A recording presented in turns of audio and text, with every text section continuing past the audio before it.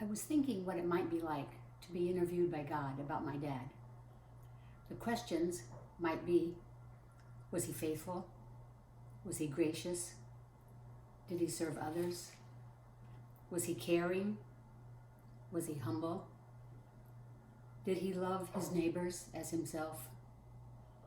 We all know that the answer to every one of these questions is a resounding yes. Without fail, when others describe him, they say he's the kindest man I've ever known. He's the best man I know. He's always so positive and loving. Definitely the answer is yes. But there are some other questions that come to my mind. Was he organized?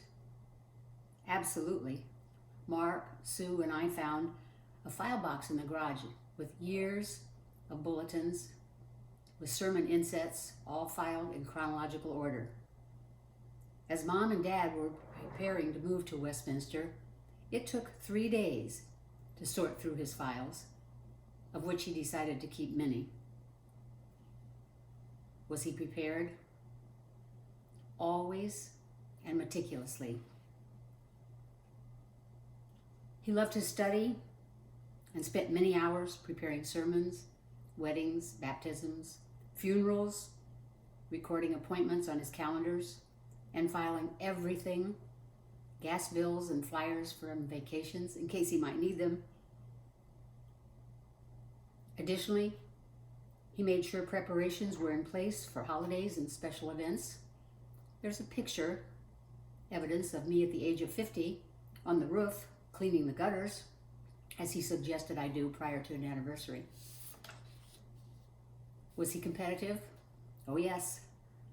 Never a bad sport and always having fun, but he relished a good competition, and he usually won. In fact, I can't ever remember him losing a game of ping pong, basketball horse in the driveway, croquet, bowling, or even who can do the most push-ups or touch the floor without bending their knees. He didn't believe in letting the kids win. Was he playful and witty? Was he ever? We all know how he loved corny jokes and a good play on words. Growing up, the morning routine was Dad appearing at our bedroom doors for a wake-up call, regaling us with hilarious tidbits. He never tired of this routine, even if we didn't return his wit early in the morning. During one of my last phone calls with Dad, he told me he had decorated cookies. I asked him if they were good. He said not particularly, but the icing was sparkly. Was he curious? Dad was the epitome of a lifelong learner.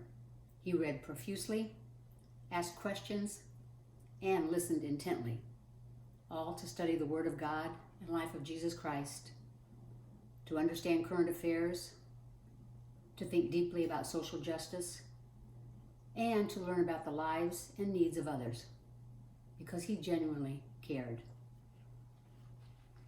Dad, remembering your work of faith, your labor of love, and your patience of hope, now these 3 things remain: faith, hope, and love.